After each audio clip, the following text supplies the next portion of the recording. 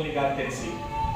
Ang pinaka-the best, ang pinaka-mainam na gawain sa simbahan, yung gawain ang Panginoon lang ang nakakakita. Hindi ko sinasabi na we work na walang nakakakita sa atin. Ang gusto ko lang sabihin mga kapatid is while we do the work, meron lang tayong isang audience. Yun ang walang iba kundi ang Panginoon. Kasi we can fool ourselves.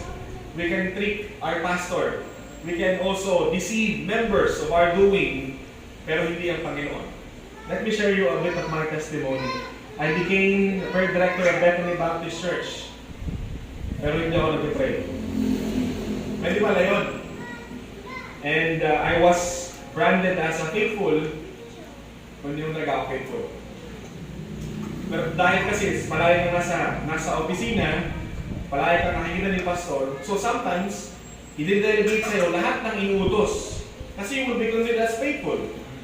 Bagamat sa harap ng mga pastor, sa harap ng mga manggagawa ng Panginoon, okay tayo, pero sa harap ng Diyos, only God knows kung totoo pala yun hindi. Kaya sabi ni Apostle Paul, sabi niya, I know you are obeying the word of the Lord. I know you are obeying the principles of God.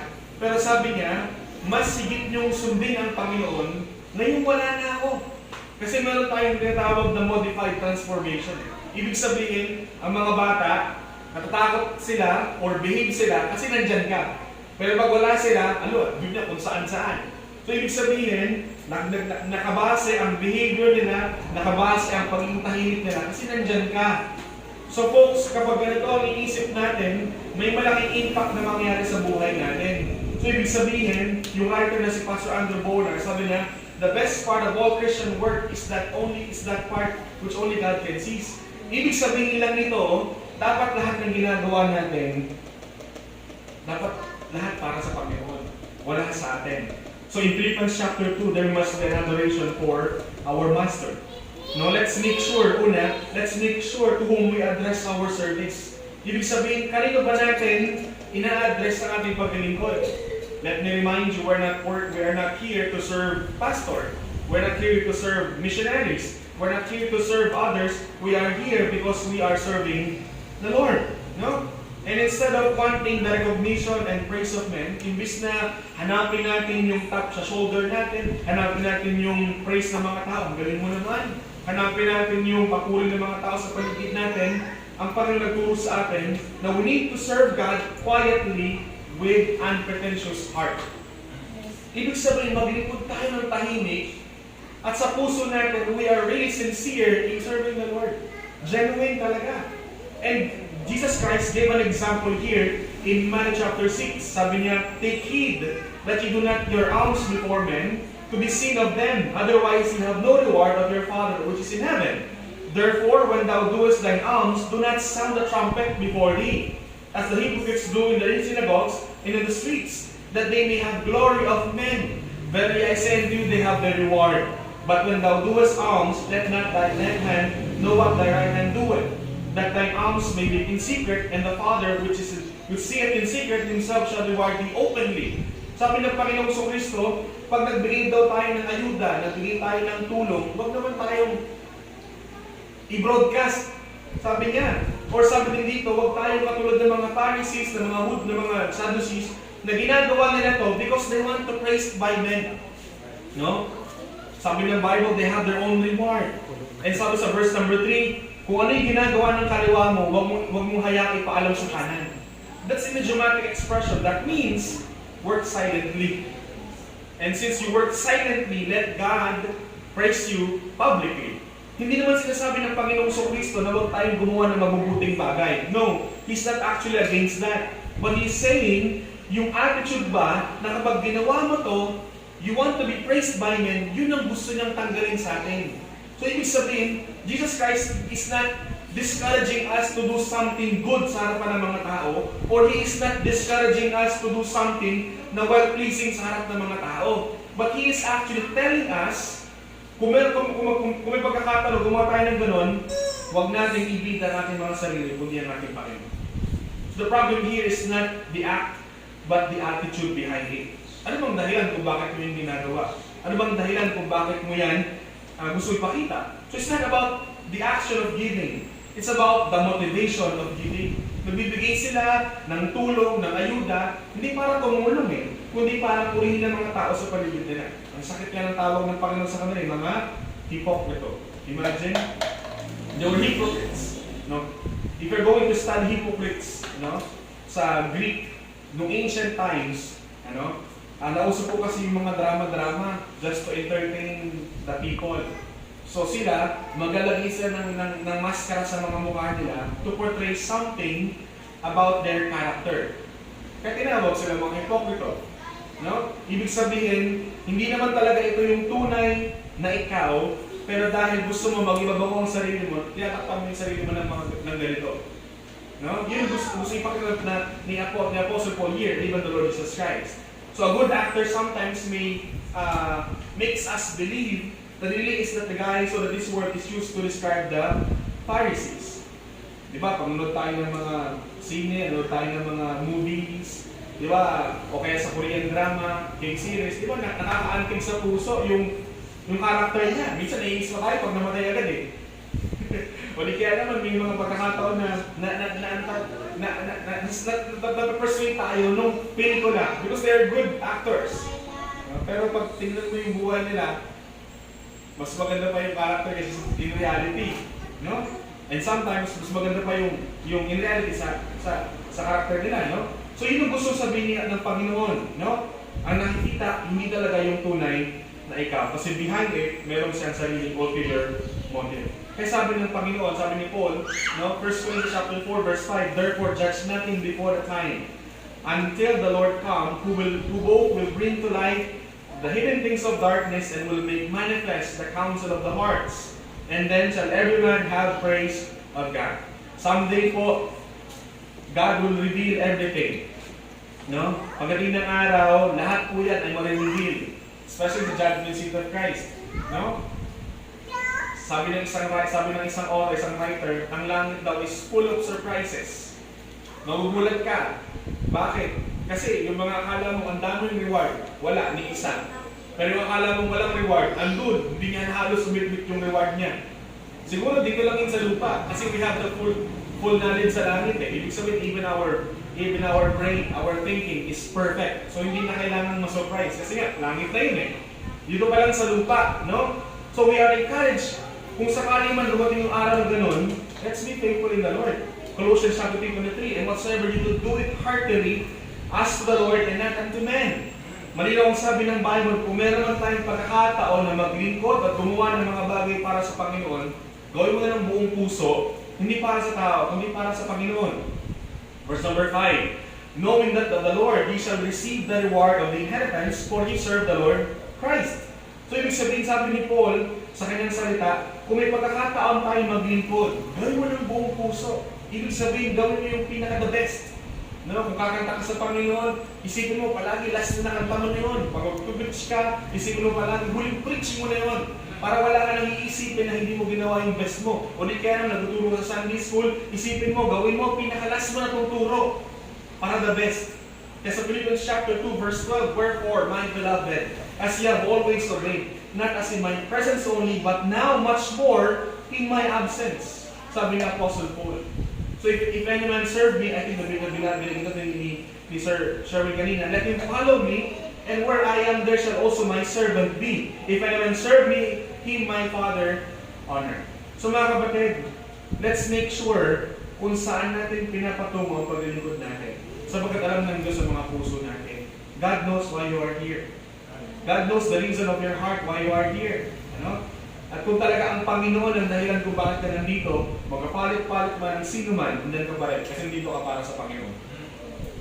In 1 Samuel chapter 16 verse 6, and it came to pass, when they were come, then he looked on Eliab and said, surely the Lord's anointed is before him.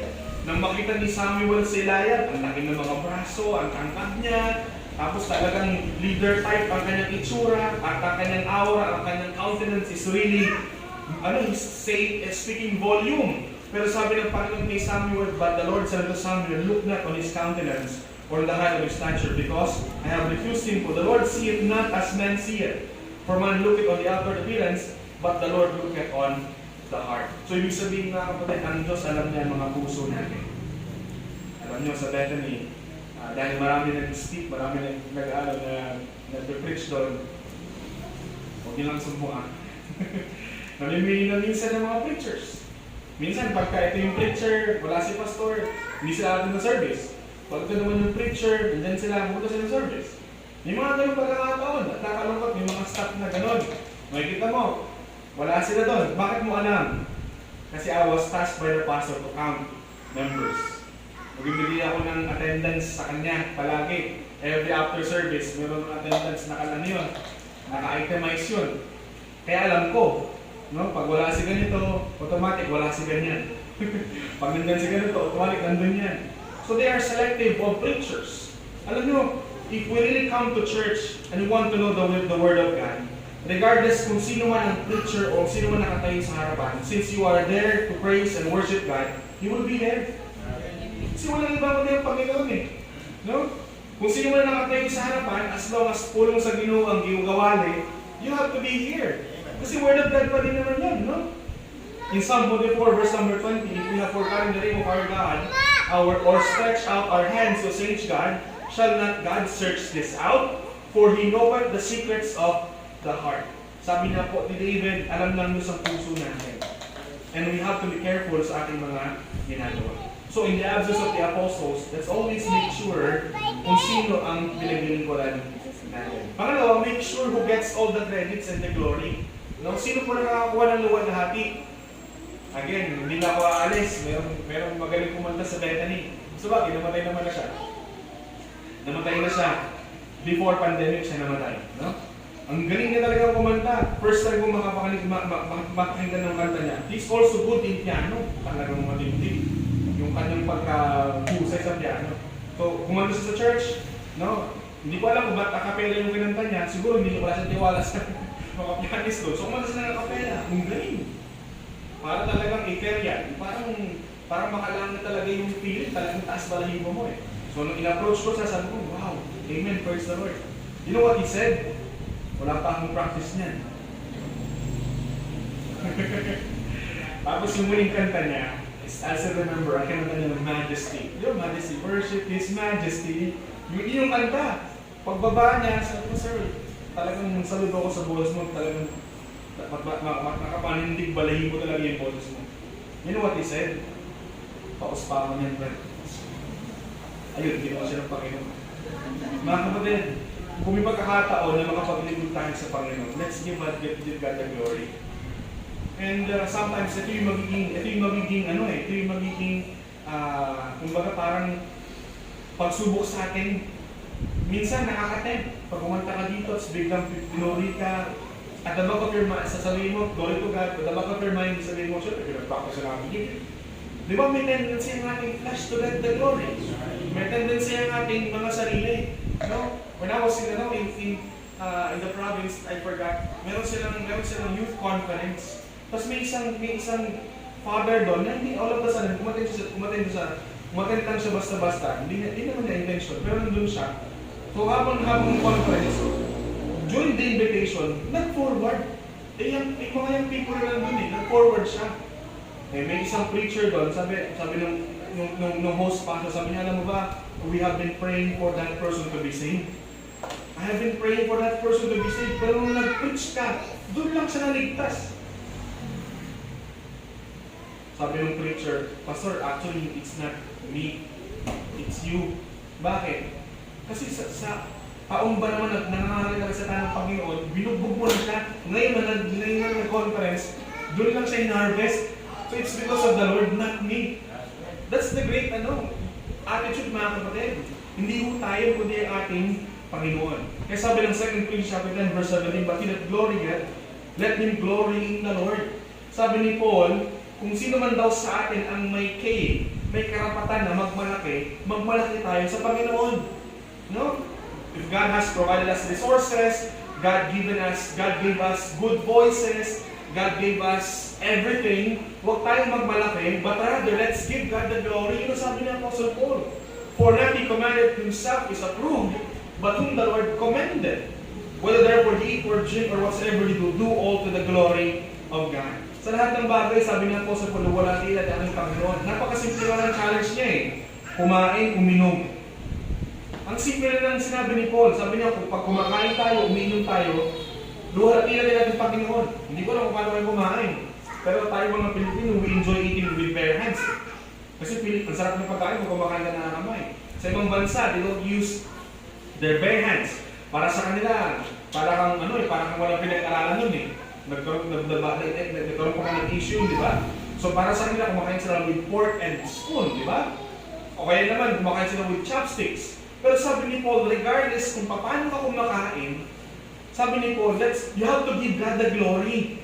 And sabi naman dito, whether you eat or drink, di ko alam kung paano kayo umiinom, kung nakatungga kayo agad pag sa bahay. Kasi komportable tayo. O meron kayong customized tumbler. Ngayon sa Isabela ko, meron talaga silang tag-iisang tumbler na napasama pa ako no? So hindi ko alam kung paano kayo uminom. Pero sabi ni Paul, sa simpleng paraan ng pag-inom, luwalhatiin ang ating pag-inom. Kung sa pag-inom at pagkain, yun magawang maluwalhati ang Panginoon. Mas source sa mga malaking bagay, di ba? So here we can see, Paul attributed to God's glory all his labor sa lahat ng kanyang ginagawa. No? So, ano yung sabihin nito mga kapatid? Let's always be mindful kung saan natin ginagawa ito at bakit natin ginagawa. That should be our adoration for our Master. Pangalawa, let's accomplish our ministry. Let's accomplish our ministry. Kanina, we have to adore God. Verse number 14, do all things without murmurings and disputings. Sabi ni Apostle Paul, gawin daw natin ang lahat ng bagay na walang nagreklamo at walang nag-aaway. Ulitin ko po, sabi ni Paul, gawin daw natin ang lahat ng bagay, especially in the work of the Lord, nang walang nagreklamo at walang nag-aaway. Napakaliit lang po ng statement na to. No? Kanina, binanggit ko sa ating memory verse, do all things without murmurings and disputings. This verse is very short. In fact, kahit na sipuning bata, maiintindihan nito eh. Huwag kayong mag-aaway at huwag kayong magreklamo. The command here is do. It's the first Greek word in the statement adding emphasis to the mandate. So, ibig sabihin, it's an active phrase na kung saan you have to really do it. At kasabi, the direction is given without exceptions, aiming the intent that everything a certain believer does. So, ibig sabihin, when he said, do all things without murmurings and disputing, he is not just expecting those women, those men, those young people. Hindi. Ang inaasahan ni Paul, lahat sila nandoon sa Philippi will worship God, will work the ministry of the Lord without murmurings and disputings. Ibig sabihin, huwag daw tayong magreklamo at huwag daw tayong mag-away-away. Now, the idea of without grumbling or without disputing or murmuring comes from the Greek word gongesmon, which means complaining. Those who live to please God should refrain from complaining about serving Christ.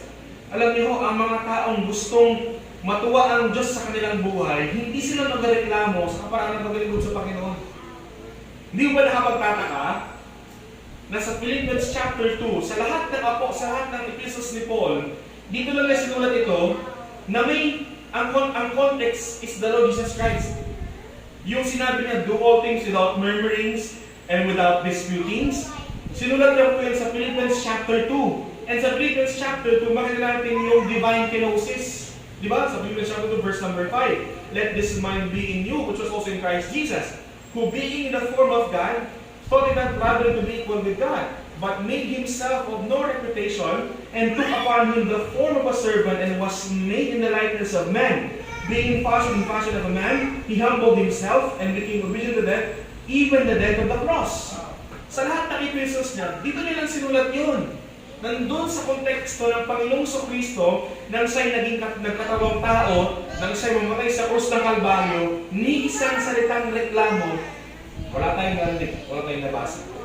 Isn't it amazing na ginamit ni Apostle Paul to remind us na ang pinaka-the best example of our service, kung meron man tayong dapat sundan sa paglilingkod, ito ay walang iba kundi ang Panginoon. Bakit? Kasi hindi siya nagreklamo at hindi siya nag-away. No? Ibig sabihin, those who serve the Lord should not be known for arguing, but for humble service. Kaya lang naman tayo nag-aaway-aaway kasi meron tayong competition sa ministry eh. Kaya tayo nag-aaway-aaway kasi akala natin mas magaling siya sa akin, mas magaling siya kaysa sa akin. Kaya tayo nag-aaway-aaway. Kaya sabi ni Apostle Paul, no, sabi niya, do not think highly as you ought to think. But be sober. At kung may magkakataon man, dapat tingnan mo na may the best na iba kaya sa'yo. Hindi ikaw number one. No? May ibang nakahigit sa'yo. Kaya po sa gawain ng Panginoon, let's not compete one to another. Hindi. Let's complement. Ibig sabihin ko, ano yung kahinaan niya, andun ka para sumalalay. Kung ano yung pagkukulang niya, andyan ka para mag-assist, di ba? So para magpapala ng tungkulin ng Panginoon para sa atin, let's not, huwag tayo makipagkompetensya, kundi magtulungan tayo para sa kagaganda ng ating gawain para sa Panginoon. So the command here is to not murmur at the same time dispute one another. At yung biblical example nito, anong resulta kapag nag-complain tayo sa harapan ng Panginoon? Huwag naman sana magkatulad tayo ng mga Israelites sa Numbers chapter 13, verse number 14. Imagine, biluin mo, God supplied all their needs. Ang tubig, no? Yung shelter nila during those times. Imagine, pag disyerto, sobrang init, di ba? Pero God provided pillar of cloud to shade them. Pag gabi, sobrang lamig naman. No, magkakaroon ka ng frostbite, tapos sobrang lamig, halos matatanggal yung ilong mo sa tainga mo, kaya nagsusunod ng gloves saka ng pantakot sa tainga nila eh. Kasi pag sobrang lamig, hindi mo mamamalay, matatanggal na ng ilong mo yung any parts of your body. Pero sabi ng Bible, they were protected by the Lord sa pamamagitan ng pillar of fire. Tapos nagpadala ang mga quails, so sobrang excited nila kumain ng flesh. Samgyupsal daw eh. Kumain sila ng flesh, kinain nila ng buhay. So tuloy, nalason sila. So palagi sila nagreklamo. Palagi sila nagreklamo sa harapan ng Panginoon. So anong ginawa ng Diyos sa kanila? God brought them to what? Nagpadala ang Diyos ng mga serpents. Nagpadala ang Diyos ng angel to destroy them. Di ba? So, kung ang Panginoon katulad ang Panginoon ngayon katulad ng panahon nila, ay siguro gustahan lahat. Pero salamat sa Panginoon, His mercies are new every morning. In Philippians chapter 2, verse number 12, sabi the Bible dyan sa verse number 13, "For it is God which worketh in you, both to will and to do of His good pleasure." The command here is to work out. No? Salvation is a directive to let the new birth in Christ translate it into action. Ibig sabihin, nang maligtas daw tayo, we have to show it to others. We have to show it in the community, sa paligid natin. Sapagkat kung ano yung ginawa ng Diyos sa loob, we have to practice it sa labas. Yun yung sinasabi ni Apostle Paul sa mga taga-Philippi. And as part of believers, no, we should serve the Lord without murmuring or even complaining. Kasi alam ni Apostle Paul na kapag naglingkod tayo ng Diyos, it's not easy. Alam ni Apostle Paul na hindi mo siya hayahay. But we have to do it as a form of our offering. Kaya nga sa Romans chapter 3 verse 1, pag naglingkod daw tayo sa Panginoon, let's offer ourselves as a living sacrifice before God. So hardship is a part of our service to the Lord. Mahirap talaga maglingkod sa Diyos. Mahirap talaga nasa ministry ka. But we are encouraged not to complain. Sapagkat una, ang Panginoong Kristo ang ating example. Kanina, binigay ko sa inyo kanina, no other epistles na sinulat ni Apostle Paul, itong konteksto na to, aside from Jesus Christ as the image. Paul did not write any books or epistles concerning complaining, grumbling, without Jesus Christ in this context. Kasi mahihiya ka. Mahihiya tayo na magreklamo sa Diyos natin, samantalang recipient lang tayo ng biyaya na naligtas sa atin ng Panginoon sa atin. He spoke of rebuking people of complaints and grumbling in the midst of Christ's divine emptying. Tuloy mo, ang Panginoong Kristo, hinayaan niya maging tao, diniprive niya ang kanyang sarili sa kanyang pagiging Diyos. Ibig sabihin, Diyos siya, pero hindi niya hinayaang ma-perform, hindi niya ginawa yung pagka-Diyos niya. I believe with all my heart, when He was on the cross of Calvary, He can command billions of His angels. Kaya gawin yun. In fact, kahit na hindi na yung mga angels, in the snap of His finger, ubos silang lahat. Pero hindi. No? Kung si Kristo, hindi siya nagreklamo doon sa krus ng Kalbaryo, mahiya naman tayo mga kapatid. Huwag tayo magreklamo pag naglingkod tayo sa Panginoon. In 1 Peter chapter 2, verse 19, "For this is thankworthy, if a man for conscience toward God endure grief, suffer wrongfully, what glory is it? When ye buffeted for your faults, ye shall take it patiently. But if, when ye do well and suffer for it, ye take it patiently, this is acceptable with God." Bakit? Kasi ang Panginoon nga binugbog siya, pinarusahan siya, without anything at all. Sabi ng Bible, hindi siya nagsalita ng ng bad sa harap ng mga tao, or hindi siya nagmura, nagalit siya, no. For even hereunto were ye called, because Christ also suffered for us, leaving us an example that ye should follow His steps. Kung si Kristo hindi siya nagreklamo, tinapos niya yung pinapatapos ng Panginoon sa kanya, which is to die on the cross of Calvary, dapat ganun din po tayo. Who did no sin, neither was guile found in His mouth. Who when He was reviled not again. When He suffered, He threatened not, but committed Himself to Him that judgeth righteously, who His own self bare our sin in His own body, on that tree, that we, being dead to sins, should live under the righteousness by whose stripes you were healed. Ang Panginoong Kristo pinarusahan sa krus ng Kalbaryo without fault at all. Pero sabi ng Bible, hindi siya nagreklamo, hindi siya nakapagsalita ng kahit anong bagay. Sabi ng Isaiah 53 verse 3, He's despised and rejected of men, a man of sorrows and acquainted with grief, and we hid it as it were our face from Him. He was despised and were esteemed Him not. Surely He hath borne our griefs and carried our sorrows, yet we did esteem Him stricken and smitten of God, afflicted. But He was wounded for our transgressions, He was bruised for iniquities. The chastisement of our peace was upon Him, and with His stripes we are healed. He was oppressed, He was afflicted, yet He opened not His mouth. Kaya nakonvict yung magnanakaw sa kaliwa at sa kanan eh. No? Nakonvict yung magnanakaw sa kanan. Sabi niya, karapat-dapat lang tayo nandito, pero siya wala siyang ginawa kahit na ano. So if the Lord Jesus Christ, who suffered the excruciating pain in the cross, did not utter any words of murmur and complaint, how much more we, the recipients of His grace. Kung si Kristo na ating manluluwas, hindi nagreklamo, tayo pa kaya na mga tagatanggap lang tayo ng biyaya ng Panginoon. So we have seen the example of example of Jesus Christ. The second one is the example of the Apostle Paul. Tignan niyo po sa 1 Thessalonians chapter 2, verse number 1. Sabi niya Paul, For yourselves know, brethren, know our entrance in unto you, that it was not in vain. But even after that we had suffered before, and were shamefully entreated, as ye know at Philippi. Sa ano po yun, sa Acts 16, verse number 9 hanggang pababa. Pinarusahan po sila doon, nilubaran sila, pinahiya sila. Pero sabi ni Paul, we were bold in our God to speak unto you the gospel of God with much contention. For our exhortation was not of deceit, nor uncleanness or in guile. But as we were allowed of God to be entrusted with this gospel, even so we speak not as pleasing men, but God which tried our hearts.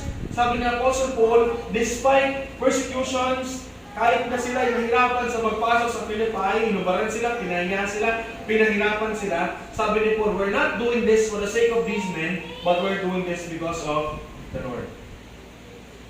Mga kapatid, minsan kasi sa buhay natin, yung mga problema, mga pagsubok, no? Ipinagmamalaki pa rin natin eh. Huwag nating hayaan na mga bagay na ito ay maging takip para malawalhati ang Panginoon sa buhay natin. Sapagkat, verse number 9, For ye remember, brethren, our labor and travail, for laboring night and day, because we would not be chargeable unto you, we preach unto you the gospel of God. Verse number 4, chapter 4, verse number 8, 2 Corinthians, we are troubled on every side, yet not distressed. We're perplexed, but not in despair. Sabi ni Paul, persecuted, but not forsaken, cast down, but not destroyed. Always bearing about in the body the dying of the Lord Jesus Christ, that the life of also of Jesus might be made manifest in our body. Pag binasa niyo po yung statement na yan, ibig sabihin po, yung sa katawan ni Paul, nandun lahat ng mga latay at mga simbolo ng sakit ng Panginoong Kristo. Naging pasakit niya. No? Pero sa lahat ng ito, wala mo kayo mababasa, nagreklamo si Paul. Sa lahat ng mga pahirap at sa lahat ng mga pag-uusig o sa lahat ng mga dinanas ni Apostle Paul sa ministry, wala kang makikita ni isa na nagreklamo siya. O di kaya naman nanghinayang siya, bakit pa kasi ako naglingkod sa Panginoon eh? Nandun na ako sa Sanhedrin, member na ako ng mga elite groups nun, ba't ba ako nagpunta rito? Wala ko kayong mga mabasang ganun. 1 Corinthians chapter 4, verse 10, we are fools for Christ's sake. Sabi niya, mga mangmang kami dahil sa Panginoon. Yun ang tawag sa kanila dati eh. No? And labor working with our hands, verse 12, being reviled, we bless. Biruin mo, gumawa ka na mabuti, na masama ka pa. But despite being in that situation, sabi niya, we bless. Being persecuted, we suffer it. Being defamed. Naranasan niyo po ba ito? Nakaramdam assassination kayo? Si Apostle Paul, maraming pagkakataon, maraming beses. Kaya i-off ko lang yung matawag. No, maraming beses. Sabi niya, we are weak, but we are strong. Being defamed in faith, we are made as filth of the world. Imagine, tinuturing sila mga dumi ng sanlibutan, and are obscuring of all things unto this day. So mga kapatid, sa lahat ng ito, ng pasagat ni Paul, we never heard or we never read in the Bible na nagreklamo siya. Why? Because it is to show us, to set an example sa atin, when we have the ministry, huwag tayo magreklamo, huwag tayo mag-away-away. Let's please God, sapagkat ang Diyos dapat ang maluwalhati sa ating mga gawain. So, mission sa Diablos of the Apostle, una, we have to adore our Master. Let's make sure, sino na naluwalhati sa paglilingkod natin. Pangalawa, kayo natin binibigay at paluwalhatian sa ating paglilingkod. Number two, we have to accomplish any ministry na pinagkatawa sa ating Panginoon. And don't think na may maliit at may malaking gawain. Sapagkat sa harapan ng Diyos, lahat tayo patay-patay. Lahat tayo ay huhusgahan at lahat tayo magkakaroon sa harapan ng ating Panginoon. And we will not be judged by God because of the actions of the another person. Napansin niyo ba yun? Sa mga nabalot talents, binigyan ng 3, binigyan ng 2, binigyan ng 1, o just for the sake of figures, binigyan ng 5, binigyan ng 2, binigyan ng 1. For the sake of, figures pa para maunawaan natin. Hindi naman sinabi ng Panginoon dun sa 2, ba't 2 lang yan? Yung 1, 5. Dapat 5 ka din. Hindi ganun eh. Hindi tayo huhusgahan ng Diyos base sa ginagawa ng ibang tao. Huhusgahan tayo ng Diyos nakadepende sa kung paano ginagawa, pinagkatuwala sa atin ng Panginoon. Kaya magbibigay sulit tayo sa Diyos sa ginagawa natin, hindi sa ginagawa ng iba. Kaya don't compare your ministry, your actions, your behavior, not even your service to God, sapagkat sa harapan ng Diyos, magbibigay sulit tayo kanya-kanya. Personal. Kaya we don't have the time to compare one another. Kaya sabi ng Apostle Paul, to discourage this act, sabi niya, mangmang ang nagkukumpara. Sabi niya. So last but not the least, there should be an affirmation towards men. Ano ibig sabihin ng affirmation? Ibig sabihin, we need to validate or to confirm kung ano yung binago sa loob ng Diyos sa atin pagdating sa labas. No? To assert, or ibig sabihin, to show or express a strong belief in the dedication. Testify, to declare, to uphold. So paano para na makipapakita sa kanila na tayo ay mga ligtas, na tayo ay mga anak ng Diyos. So Philippians chapter 2 verse 15, sabi dyan, that ye may be blameless and harmless, the sons of God, without rebuke, in the midst of a crooked and perverse nation, among whom ye shine as lights in the world. So sabi niya, Apostle Paul, dapat sa harapan ng mga tao sa paligid natin, wala tayong dungis. Not to the point that we are perfect, pero pag binanggit ang pangalan natin, hindi iiling ang mga mukha nila. Hindi sila mamimimi, o hindi kukulot ang mga noon nila, kundi matutuwa sila sapagkat namumuhay tayo para sa kalawalatian ng ating Panginoon. That's why sabi niya, that he may be blameless. So sa paanong paraan? Of course, verse number 15 ay malinaw kung sabi ng Bible, una, through our afflictions. Sabi ng Panginoon, sabi ng Apostle Paul kay Timothy, 2 Timothy chapter verse number 12, sabi niya, they and all that will live godly in Christ Jesus shall suffer persecution. Alam niyo, isa sa mga malaking marka na tayo po ay sumusunod sa Panginoon, na tayo ay mga Diyos sumusunod sa kabanalan at katuwiran, ayaw sa atin ng sanlibutan. It's obvious. It's inevitable. Ibig sabihin, hindi siya maiiwasan. Na dahil naganais tayo mabuhay na may kabanalan at may katuwiran sa harapan ng Diyos, yung mga tao sa paligid natin, persecute talaga tayo.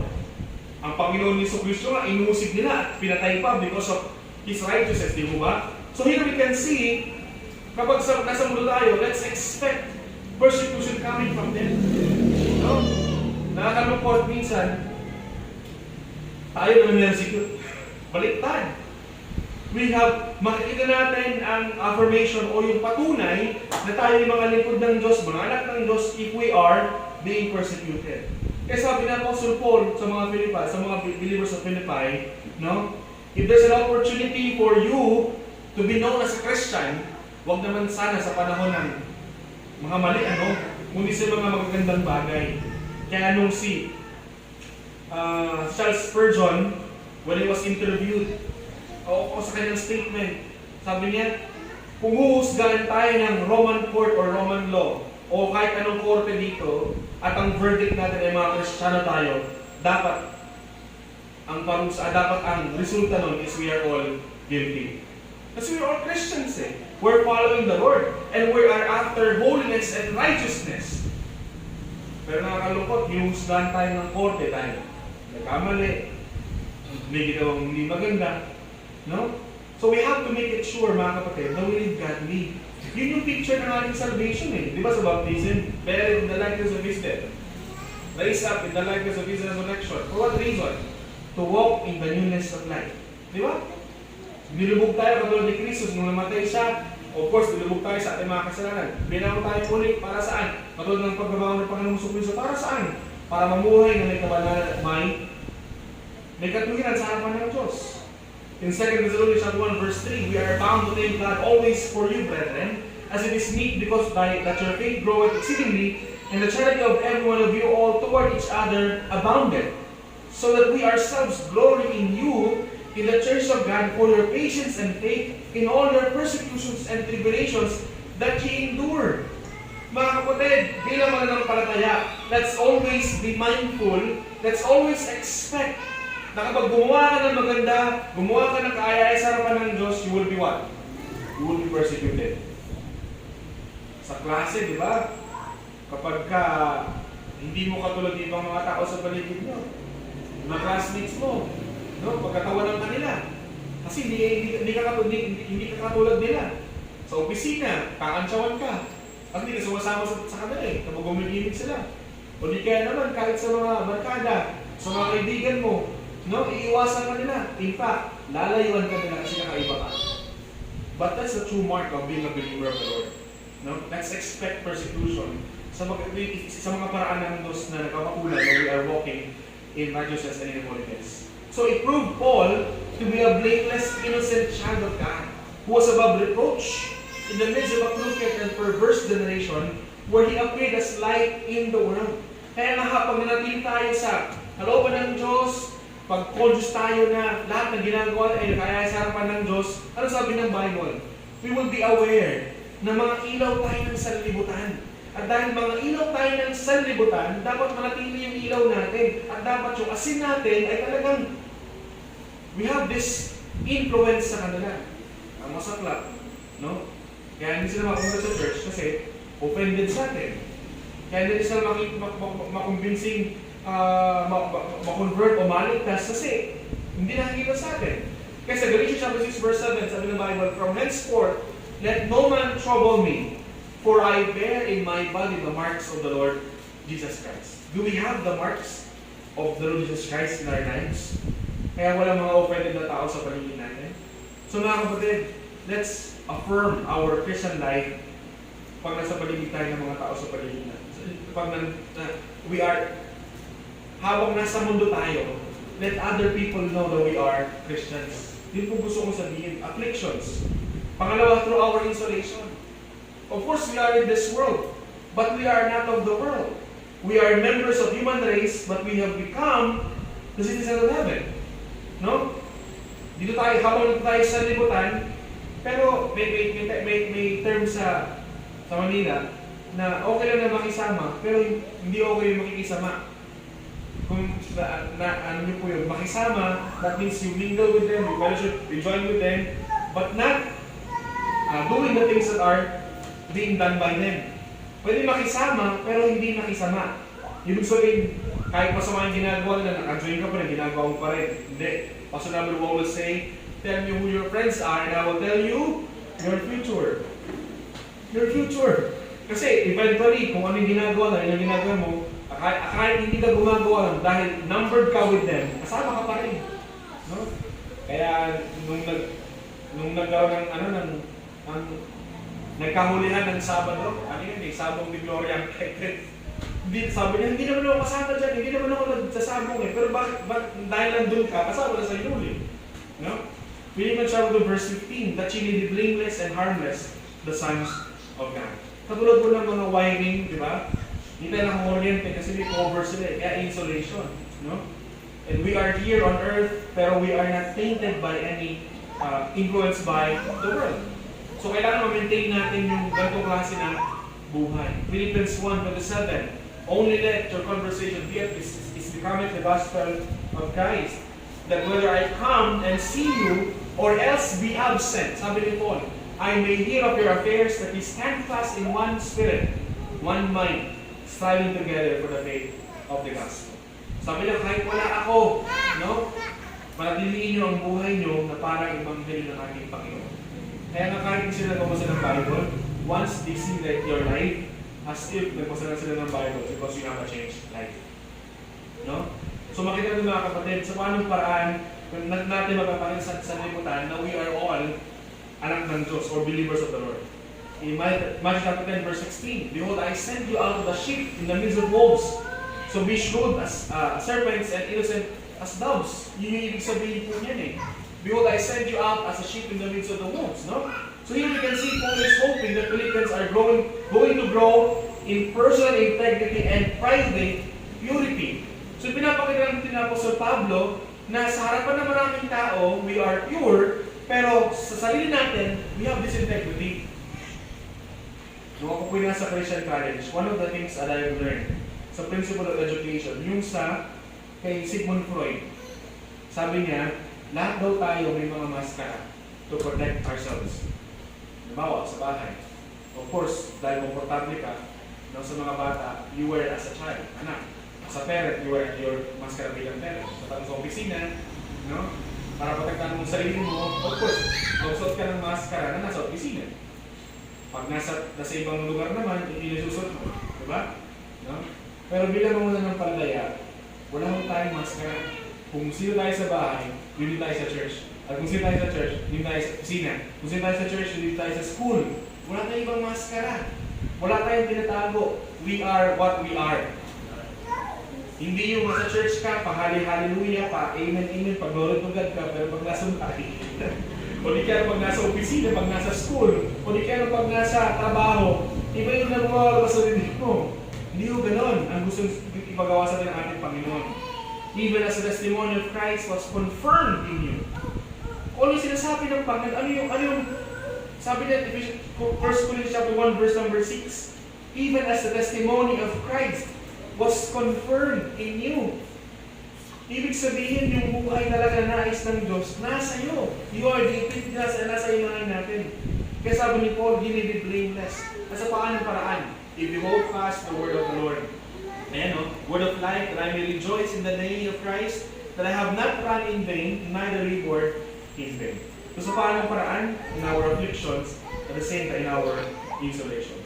In Titus chapter 2 verse 11, for the grace of God that the bring salvation hath appeared to all men, teaching us that denying ungodliness and worldly lusts, we should live soberly, righteously, and godly in this present world, looking for that blessed hope and the glorious appearing of a great God, our Savior, Jesus Christ, who gave Himself for us, that He might redeem us from all iniquity, and purify unto Himself a peculiar people, zealous of good works. So sa paanong paraan, makikita ng sanlibutan na mga tinuod tayo mananampalataya.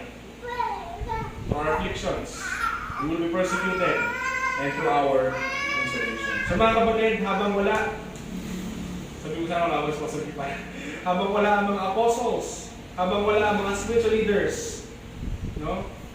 May idiomatic expression sa Manila, pag wala ang pusa, naglalaro ng mga taga.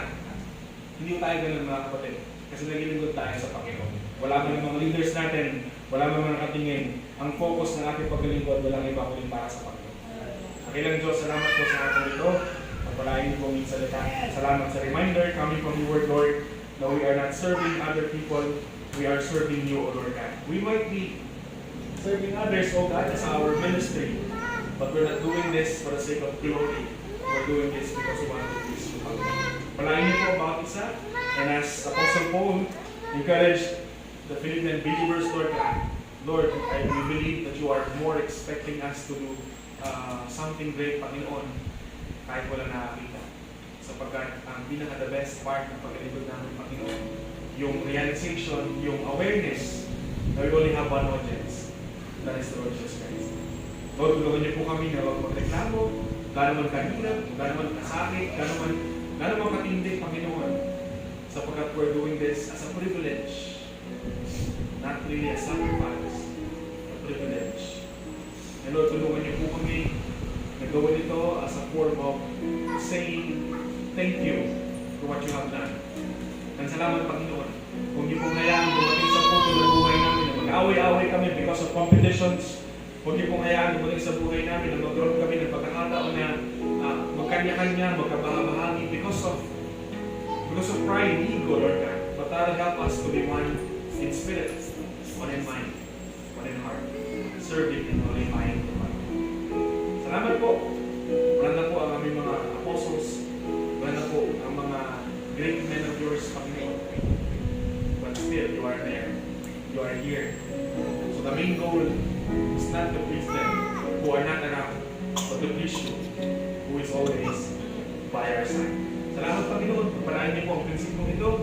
And as we depart from this place, baon namin ang mga aral na ito sa aming pong isipan upang sa muli may handa kami sa panibagong pananampahan this coming Sunday. Salamat po. This is with your grace. And thank you, Father, for your faithfulness to us. May be the one to be glorified and honored sa remaining hours po na meron po kami. And even our fellowship tonight. Thank you, Father. In Jesus' name.